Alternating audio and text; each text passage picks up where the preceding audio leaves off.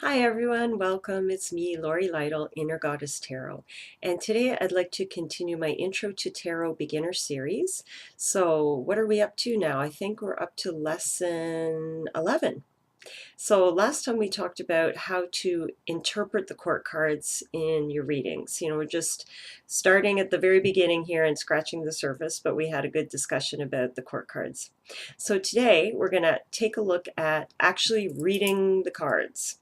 So we're going to talk about what is a tarot spread, why would we use one, and then take a look at some 3-card spreads that are a good place to start. So first of all, tarot spread, what do I mean by that? So a tarot spread is simply the pattern that we lay out the cards in when we're going to read them, right? So usually, a spread takes a particular form, particular number of cards, and each position in the spread answers a question. So we have the overall, the big overarching question that you're asking of the reading, and then the positions in the tarot spread break it down to smaller pieces of information. And so why do we use a tarot spread? It's not necessary. You could just lay the cards out one by one by one and interpret them like that. And some people do that. But a tarot spread gives us structure. It gives us a form that can sort of support us so we know what is being answered when we lay those cards out. It gives us more precision, and the format can support us. It can also limit us, but in a lot of ways it gives us a way to interpret all that information that's being thrown at us from the cards, right? So the cards are so full of information and data and our intuition and our brains need to interpret it. So the structure of a spread helps us to do that, right? So that being said, how do we sit down and do a reading? We perhaps have our spread in mind already, but what do? What's the process when we sit down to read the cards in a spread? Well, this is going back to the beginning, but it's worth saying, for me, I like to prepare for the reading. So whatever that is, whatever that looks like for you, maybe some meditation, a blessing, an intention, tidy your area, light some incense, light a candle, whatever resonates with you. None of it's necessary, but certainly something to center and ground yourself before you start. And then we want to think about the question. So we're going to read the cards, but why? What do we want to know? What's the question? So take some time formulating that. And that's even a whole other topic that we can talk about later in more depth. But, get to the heart of the question. What are you really asking? And if you don't have a particular question, you're just checking in with the cards, then you could ask something like, what do I most need to know today? Or what would be most helpful for me to focus on today? These kind of things, keeping it open. Or even just simply, what is the message that the cards feel is the most important for me to look at today? So anything like that.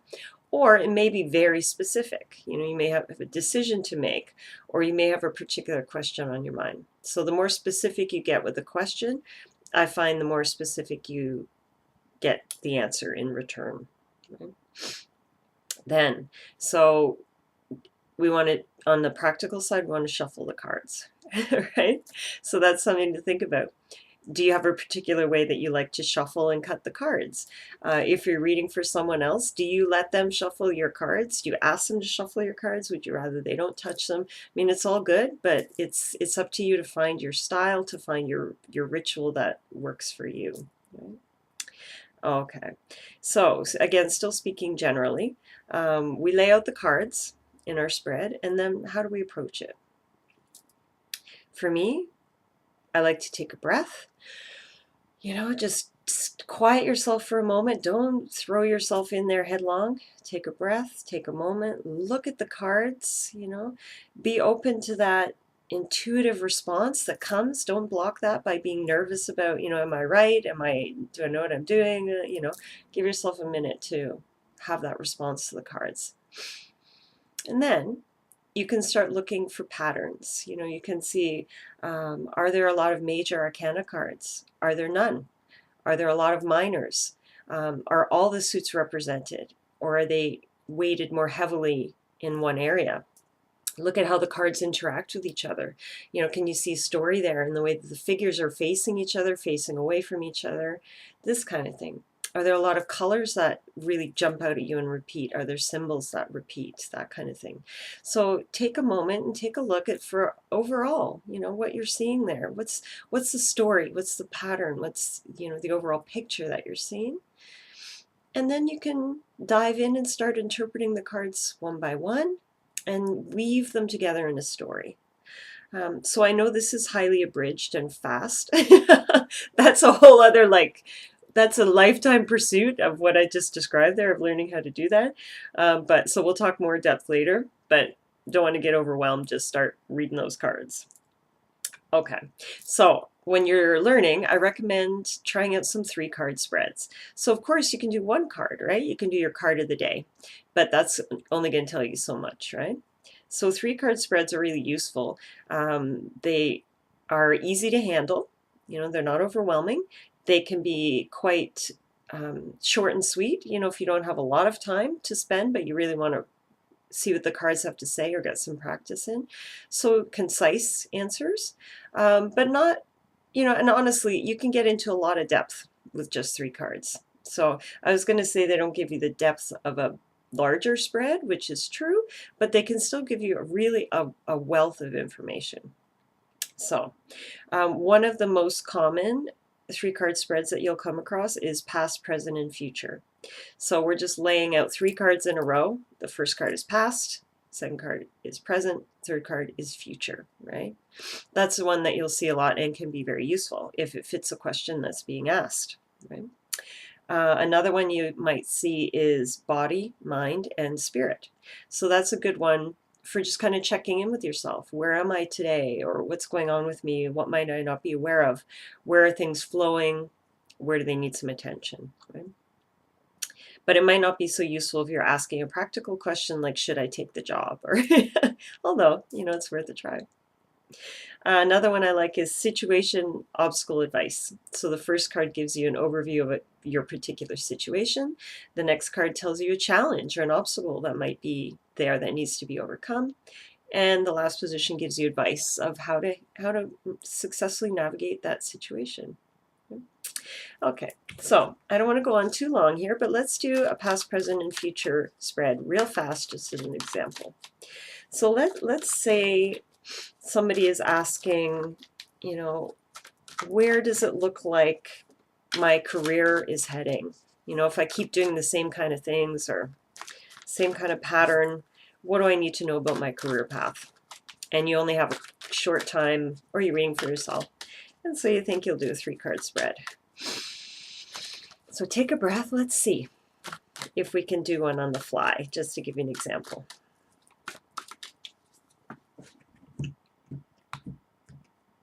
Okay, let's see.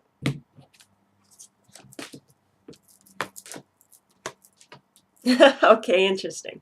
So I'm going to show you first, and then you can take a moment and think of what you see there, and then we'll talk.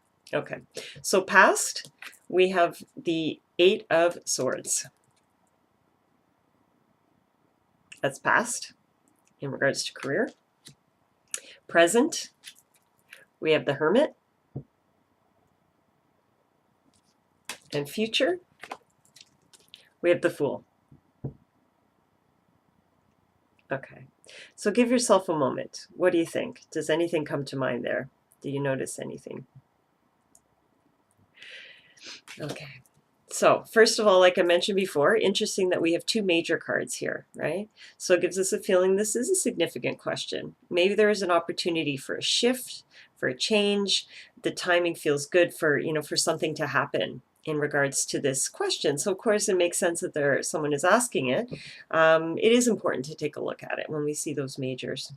And interesting that in the past we have the minor card, and a feeling of really not being in control of things, right? Of feeling constrained by their situation, of feeling trapped or not knowing how to get out of the situation. There's a feeling of being cut off from other people here too, whether they've done it themselves, intentionally, or they just feel like they can't see a way out of their situation. So they're just going to withdraw within themselves, right? So not a particularly cheerful card, this one. A feeling of constraint. I don't know, I can't see where to go. I don't know how to get out of this situation I'm in. So I'm just going to do nothing and think, right? Okay. Then in the present, how interesting that we have another figure that's alone and has decided to withdraw from others, right? So it was not, this is a more, how can I say, it's more powerful card, but it's still somebody that really wants to be on their own. So what's going on here, right? But the hermit often needs time alone to look within, to find the answers that, for their own growth and their own direction within. And maybe it's indicating that, you know, this is somebody who in the present, it would serve them well to sort of find those answers from within. So not listening to necessarily to what everybody else is saying or what they think they should, you know, what just outside influences, right? It's more finding those answers from within, doing the research that you need, taking the time, and perhaps like they're at a point where they're working on their own and it feels good. It's not a constraint compared to what we saw before, right? And the hermit is often a teacher or a mentor kind of card, so let's keep that in mind, what might be going on there. Okay, and then in the future, we have the Fool. So what a change from that solitary kind of somber hermit. We have the Fool, new beginnings, jumping into new adventures, kind of spontaneous, just trusting that everything is going to be okay, right? So it feels to me that if, you know, this imaginary person that we're reading for, they've been through, or they're still going through a very introspective time in regards to their career, right? They're really thinking about what changes they need to make. They don't mind the solitary aspect, but they don't want to feel trapped or, you know, in a situation that they're not entirely happy with, but they can't get out of it. So they're in this introspective time thinking what's next. So be that hermit. Allow yourself to do that thinking and feeling and seeing what will be right for you. And then that will lead to a real change, you know, a joy and a cheerfulness and a happiness, being able to leap into something. It feels like something new as far as career here.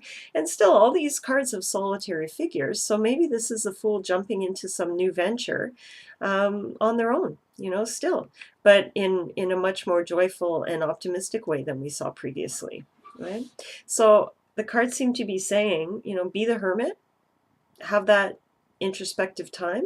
That will lead you to the revelations that will allow you to take this leap of faith into a new career. Okay, so another exercise you could do, actually, keeping in mind we had the Eight of Swords, the Hermit, and the Fool, you could try interpreting that with different spreads. So would that be different if that was body, mind, and spirit? Would that be different if it was situation, obstacle, advice? Like imagine if this suddenly is an obstacle and this is the advice. So that's a very different interpretation. So it shows you how the structure of a 3-card spread can really help you to suck all the knowledge and wisdom out of the cards that you can. Okay, so that I've gone on long enough. I'm going to stop now. But I see this as a big topic that we can talk about a lot more. So tackling spreads, using 3-card spreads, and then also larger spreads. So we'll look at that in the future. But next time we'll take another hyper speed quick look at another topic, reversals. So what are they? Do you want to use them? If you do, how do they work? That kind of thing. So thanks for listening. As always, I invite you to visit my website at innergoddesstarot.com for free learning tarot resources, blog posts, reviews, all that kind of good stuff. Lots of tarot goodness there. And also take a look at what it is I do if you think you might like to have a private reading with me in person in Toronto, by Skype, or email anywhere. Thanks. Stay tuned. Bye.